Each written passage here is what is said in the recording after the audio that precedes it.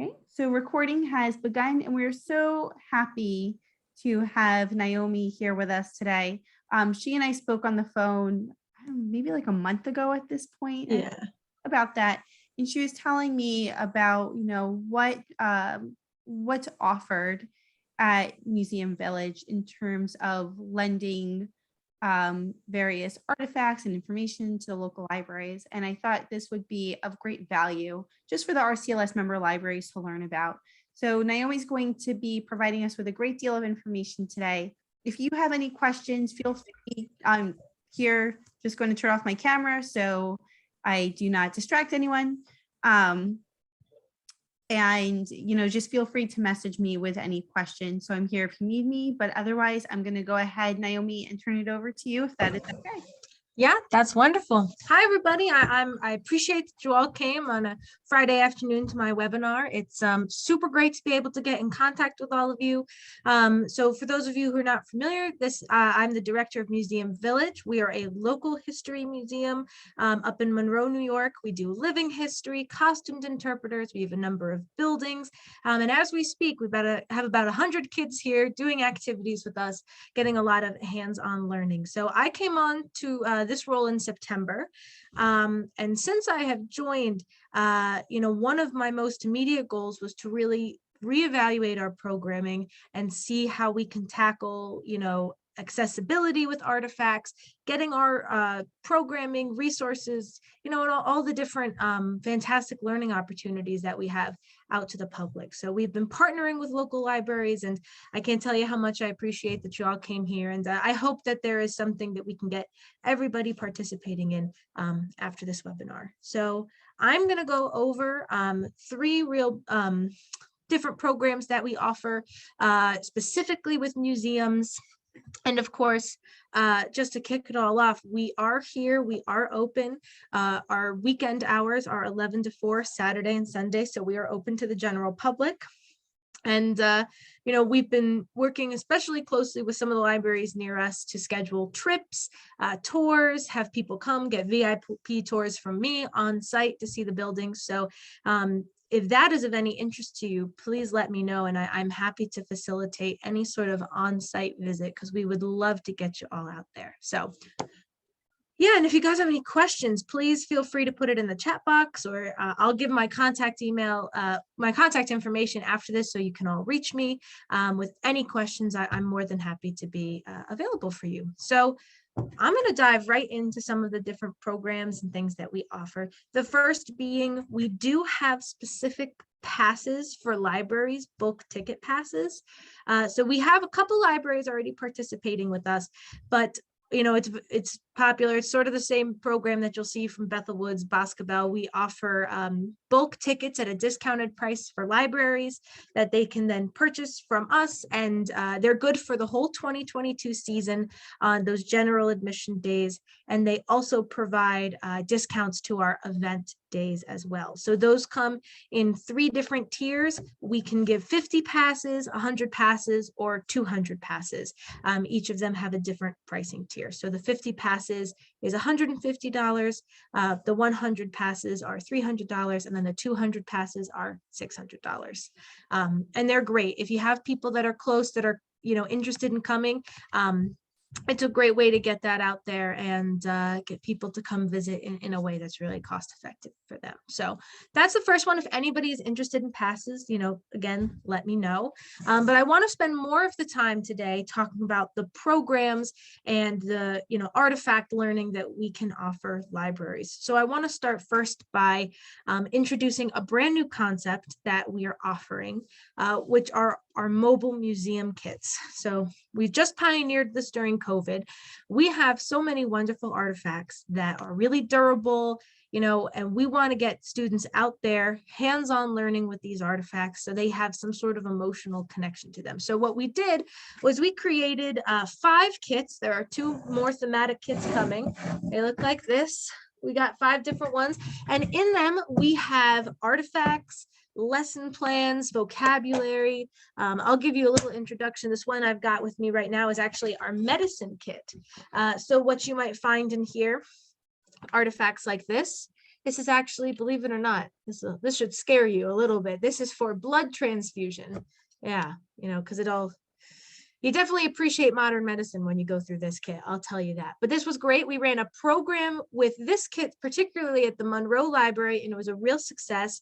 The kids get to come, they get to touch the artifacts, they can use our lesson plans to go through activities. I just ran a program with a kit this morning for the Florida Public Library as well with our general store kit. So, and they're full of goodies. These are actually toothache drops from a pharmacy.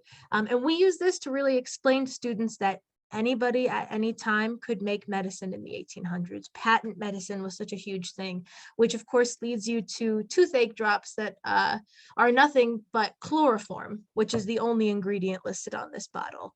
Kids get a real kick out of this, and it's a great way for them to hands-on make connections about the changes and the progress that we've had in the industry of medicine. So the goal with these kits is to bring the museum to students, libraries, families, especially homeschool families who are looking for resources, who may not be able to make it to the museum.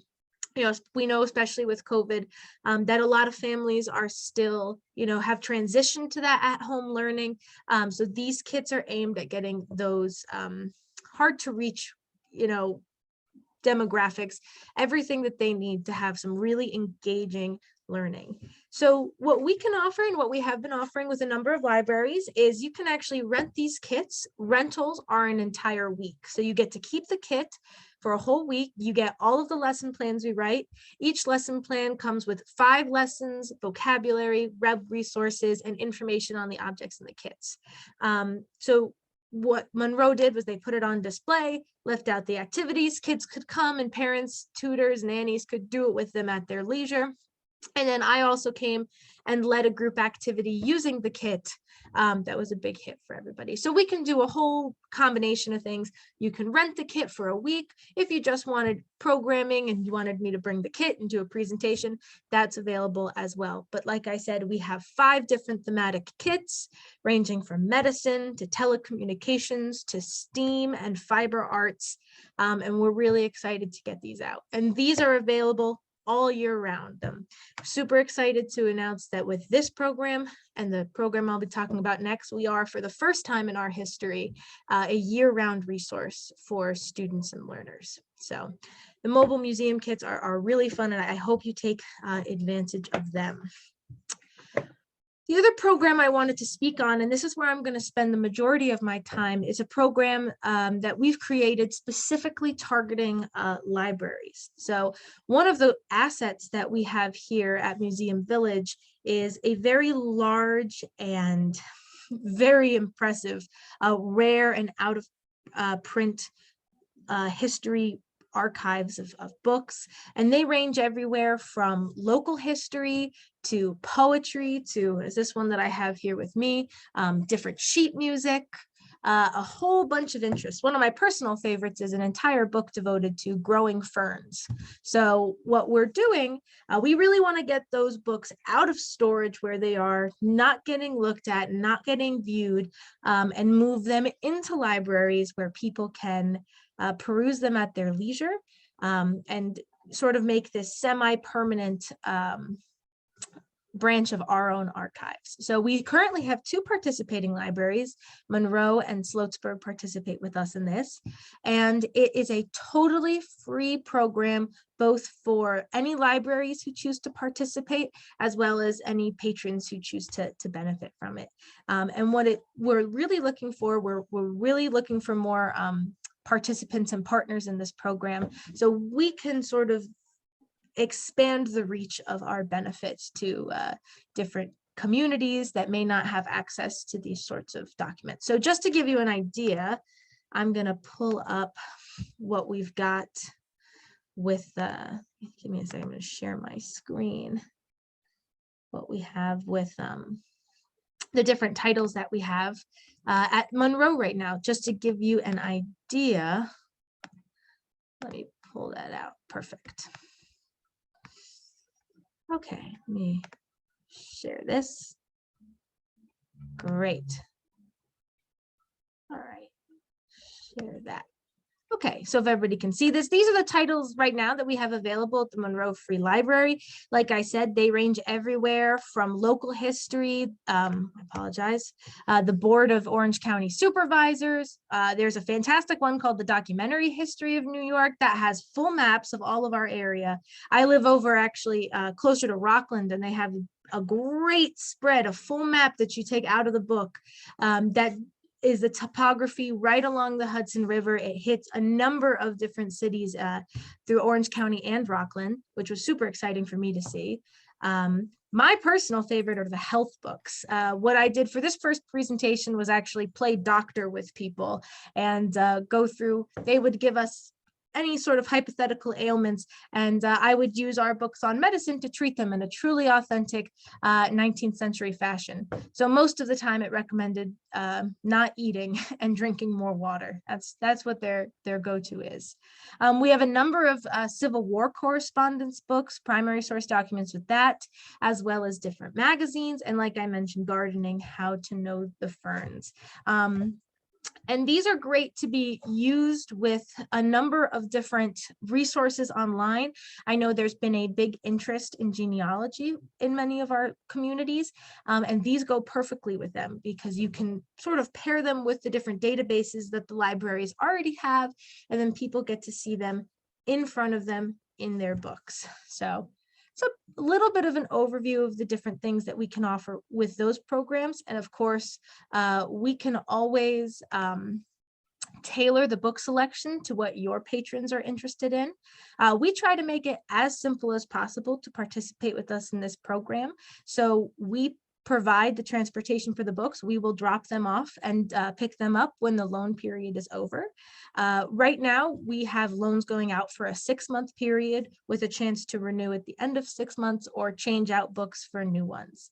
I'm very pleased. We've had a huge positive response from the patrons of the libraries already participating in this. It is really helping to tackle some of those financial obstacles that prevent people from engaging in historical sources.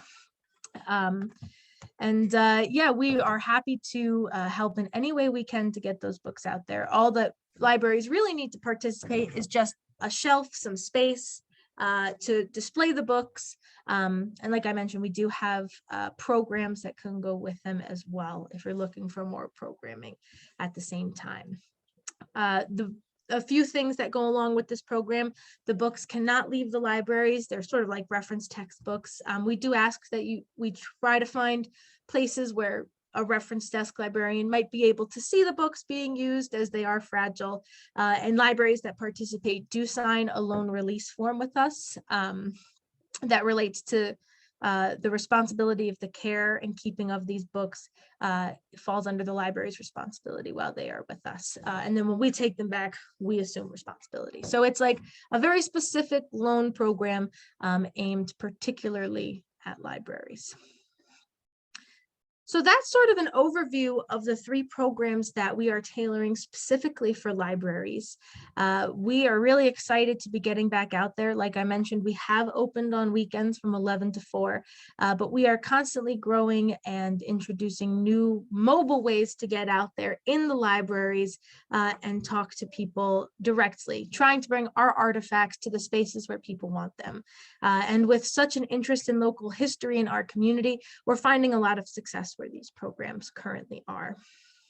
So if there's any questions in the chat or anything like that, I'd be happy to start answering those now and speak on any of these programs more.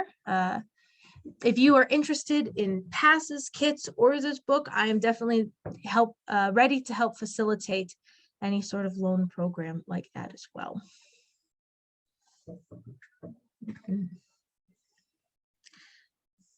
And of course, we range in topics as well, like I said. So these are easily curated to whatever you're looking for. We do a number of children's programming, especially with the kits. We ran one, like I mentioned this morning, over in Florida. It went really well with an art craft and everything. But we do also do adult programming with or without the kits. I come and do presentations.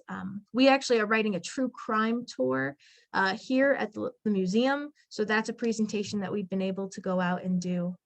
It's very exciting. We go through our own archives, newspaper archives. Yeah, certainly we can do virtual adult programming for libraries. We have the ability to do in-person or virtual. I'm right now the point person for coming out and giving these presentations. So for virtual programming, what we would do is just adapt what I would do in person.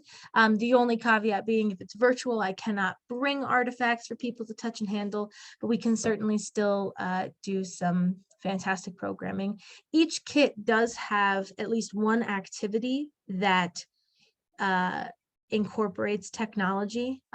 So many of our students these days are accustomed to online learning, QR codes. So we try to incorporate that to help enhance learning as well. So to give you an example, one of our kits is an archaeology kit, which includes mastodon bones, arrowheads, a mini excavation lab, and with the mastodon bones that they get, they also get a 3D global image of our full mastodon skeleton that we have in the Natural History Building, sort of like a Google Earth photo. So they can go in and zoom and explore all the different angles of the mastodon and try to match the bone in their kit to our mastodon skeleton.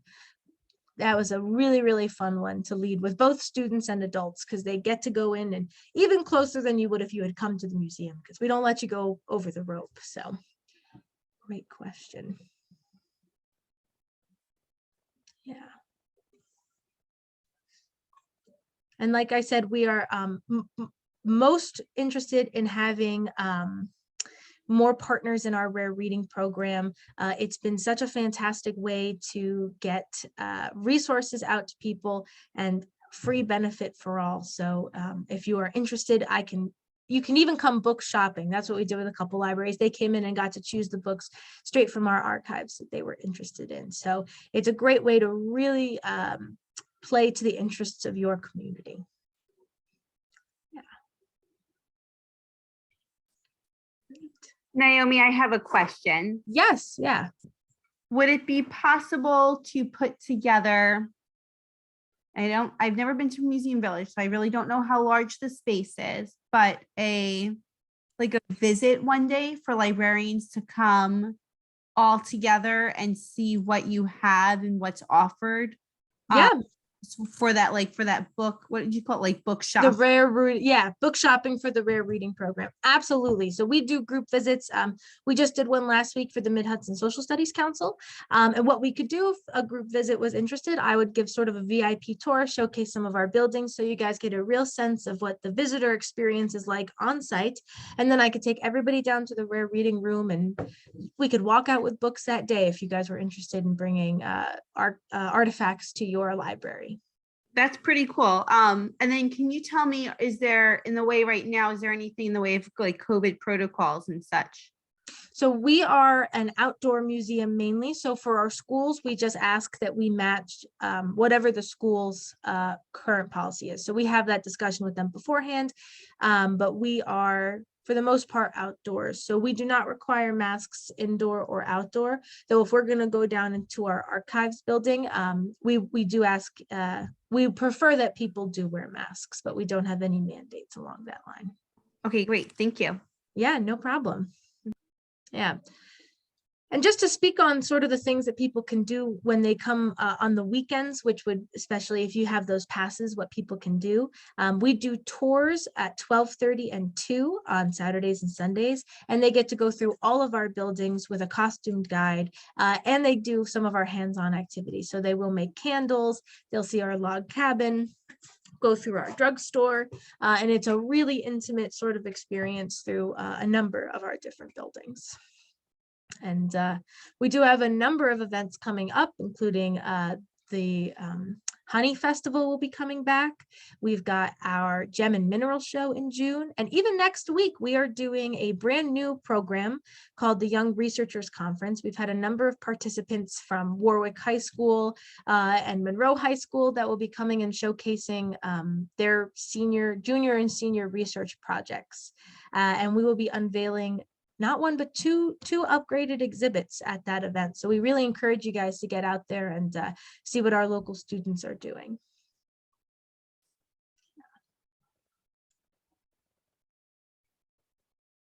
Any other questions from people in the chat or anything like that? Great. Awesome. We would be super excited to work with any of the libraries in our area that are interested in the reading program. Thank you, Naomi. I saw Yeah. on the website that Museum Village does family photo sessions. We do, yes. So you can actually rent out the museum on your own and bring your own photographer. And you have the venue to do photos, but we also work with a local photographer that will come out and meet you at the village and do family photo shoots. That'd be really cool if we can do something with the books. Yeah, as we can get a whole librarian photo shoot in the rare reading room. Absolutely. I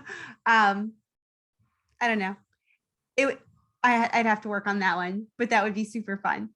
Yeah, that would be a great one. Yeah. Does anyone have any questions for Naomi other than photo shoots with books? Okay.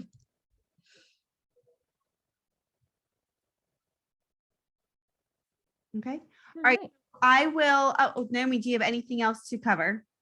I think that's about it. I'm gonna make sure all of you have my email so you can reach out to me if you're interested in any of these programs, and I'm more than happy to facilitate that. All right, excellent. Thank you. So everyone will be receiving a follow-up email from me today or next week. And if you have any questions in the meantime, feel free to send them over. And I will also be sharing Naomi's contact information as well. It's a great opportunity. And maybe in the future, we can all visit together as a group one day. Group bonding. Yeah, exactly. Thank you so much. Yeah, well, thank you guys so much for having me. We would love to get you guys involved. So excellent. Thanks, Naomi. Thanks, everyone. Take care. Have a great weekend. All right.